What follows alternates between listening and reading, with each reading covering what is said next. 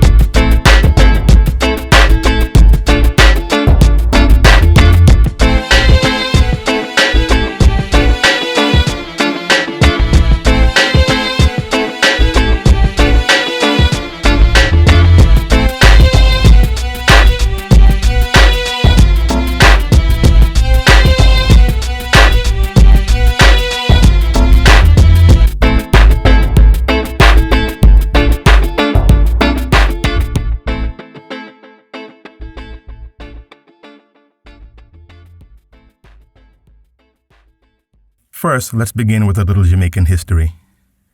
The colony of Jamaica gained independence from the United Kingdom on August 6, 1962. In Jamaica, this date is celebrated as Independence Day, a national holiday. The Caribbean island, now known as Jamaica, was first settled by the Arawak and Taino people, who originated in neighboring South America.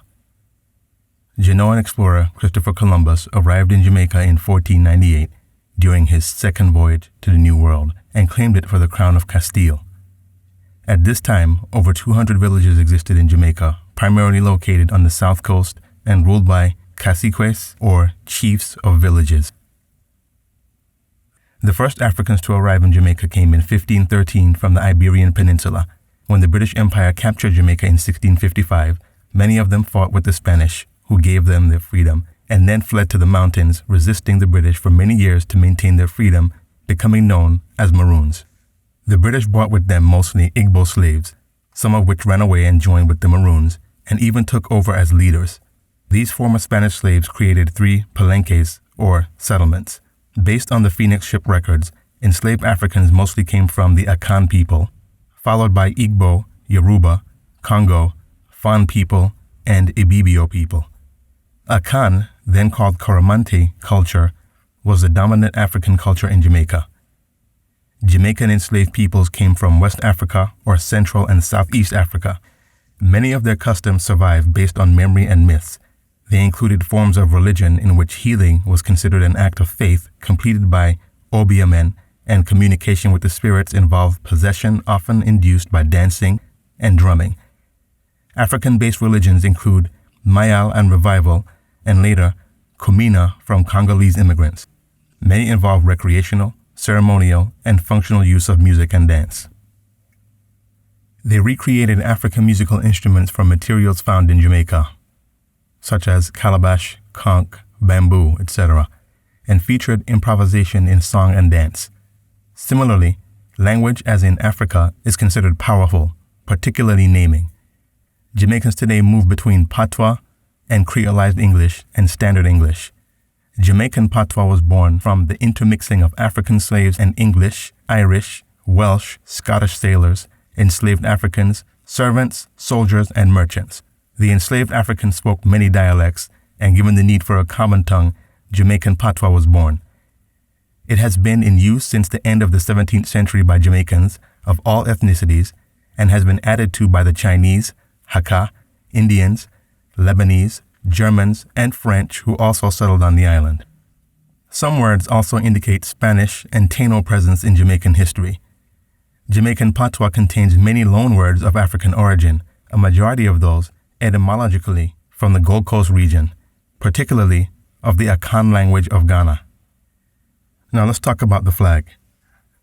The flag of Jamaica was adopted on August 6, 1962, the country having gained independence from the British-protected Federation of the West Indies. The flag consists of a gold saltire which divides the flag into 4 sections, 2 of them green, top and bottom, and 2 black, hoist and fly. It is currently the only national flag that does not contain the colors red, white, or blue. The present design emerged from those sent in by the public in a national competition. It was initially designed with horizontal stripes,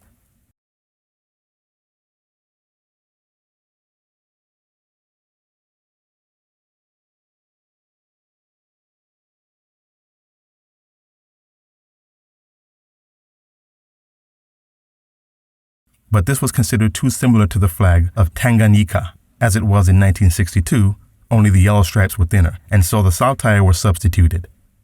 An earlier interpretation of the colors was, "Hardships there are, but the land is green, and the sun shineth," as stated in the Government Ministry Paper 28, National Flag dated May 22, 1962. Gold recalls the shining sun, black reflects hardships, and the green represents the land.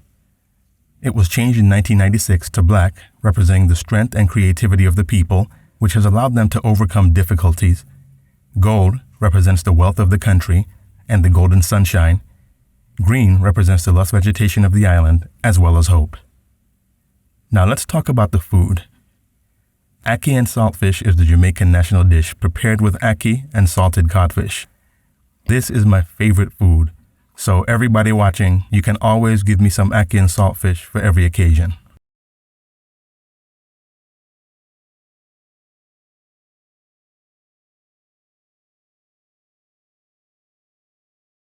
Look here now, as long as you don't bring the ackee and saltfish, everything alright.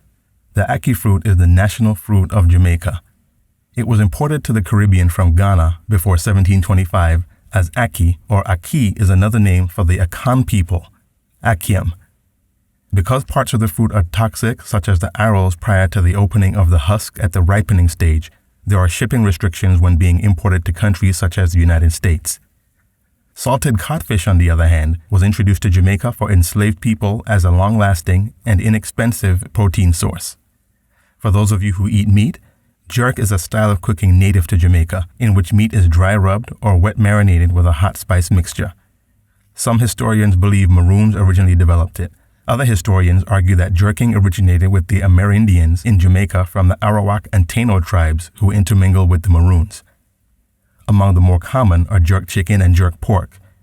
There are also other variants such as jerk tofu, fish, shrimp, shellfish, beef, sausage, lamb, goat, and vegetables. Them have something for everybody, in other words.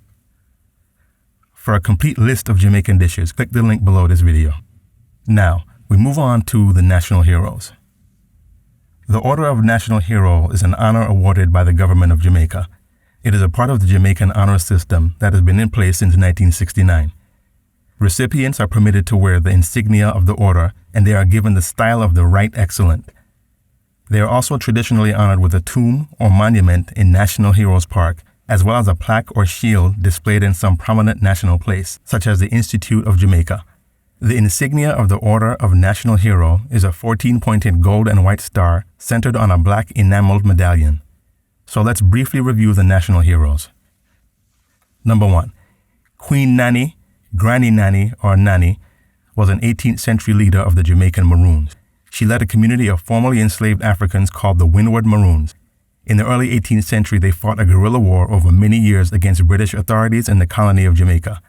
According to Maroon legend, Queen Nanny was born in what is today Ghana of the Akan or Ashanti people.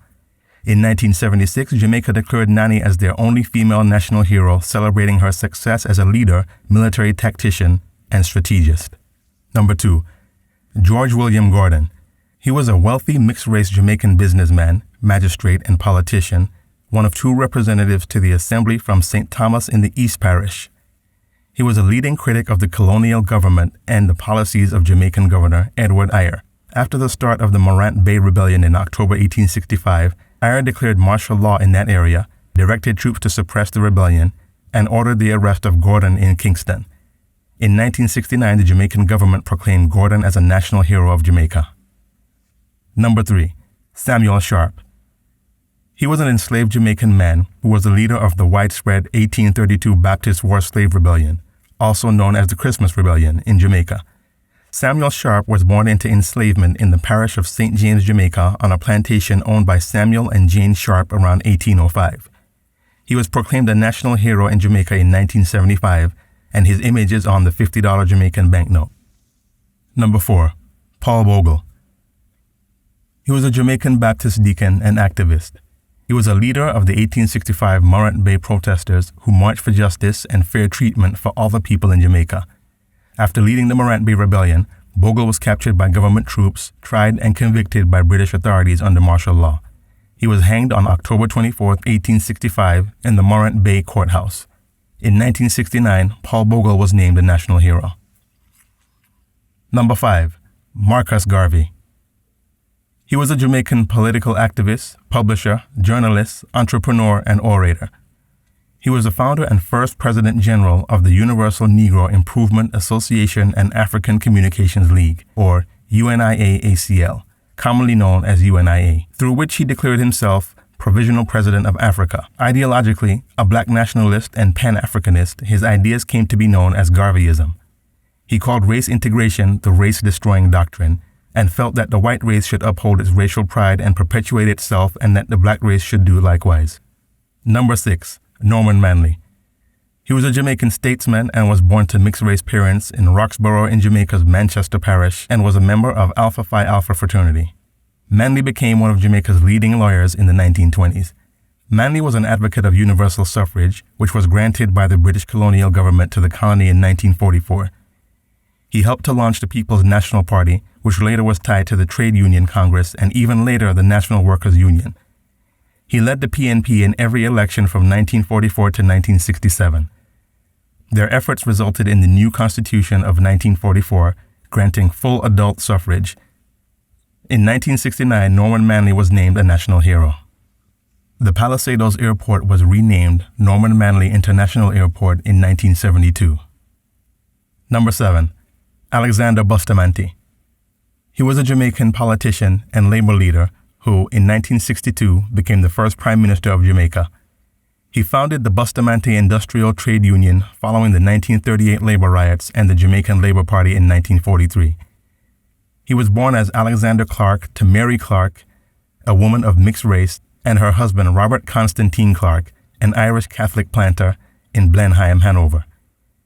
He said that he took the surname Bustamante to honor a Spanish sea captain who adopted him in his early years and took him to Spain, where he was sent to school and later returned to Jamaica. In 1969, Alexander Bustamante was named a national hero.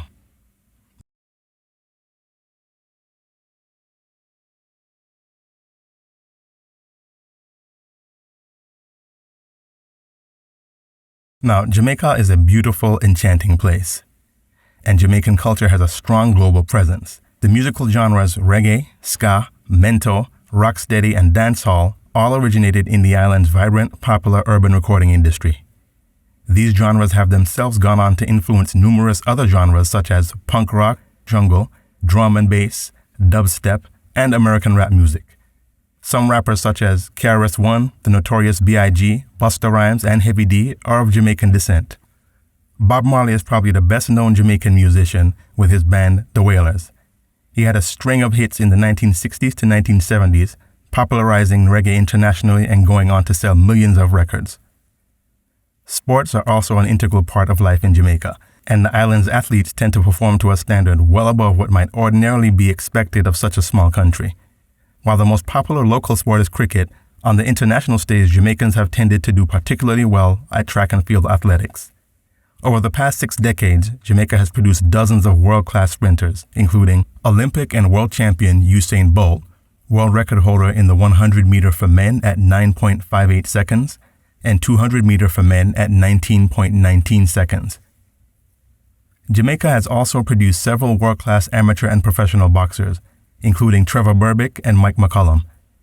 First-generation Jamaican athletes have continued to make a significant impact on the sport internationally, especially in the United Kingdom and the United States, where the list of top boxers born in Jamaica or of Jamaican parents include Lloyd Hunnigan, Chris Eubank, Audley Harrison, David Hay, Lennox Lewis, Frank Bruno, Donovan Razor Ruddock, Mike Tyson, and Floyd Mayweather Jr. Now let's talk about a sport that most people would not associate with a tropical island. The Jamaica national bobsled team was once a serious contender in the Winter Olympics, beating many well-established teams. The team first gained fame during their debut in the 1988 Winter Olympic Games four-man bobsled in Calgary, Alberta, where they were seen as underdogs as they represented a tropical nation in a winter sport. In the 1994 Winter Olympics, the Jamaican four sled stunned many of their critics by finishing in 14th place ahead of the United States, Russia, Australia, and France. In 2000, the Jamaican bobsleigh team won the gold medal at the World Push Championships in Monaco. Chess and basketball are also widely played in Jamaica and are supported by the Jamaican Chess Federation and the Jamaica Basketball Federation, respectively. I will end this with one of my favorite places to eat in Jamaica, Little Ochi. It is located on the beach in Alligator Pond and opened in 1989. No matter where you are in Jamaica, it is worth the travel to enjoy the food. This is truly some of the finest seafood sold in Jamaica. So I'm going to end this with some images of Little Ochi and the surrounding area. To all my Jamaican family around the world, happy Jamaica Independence.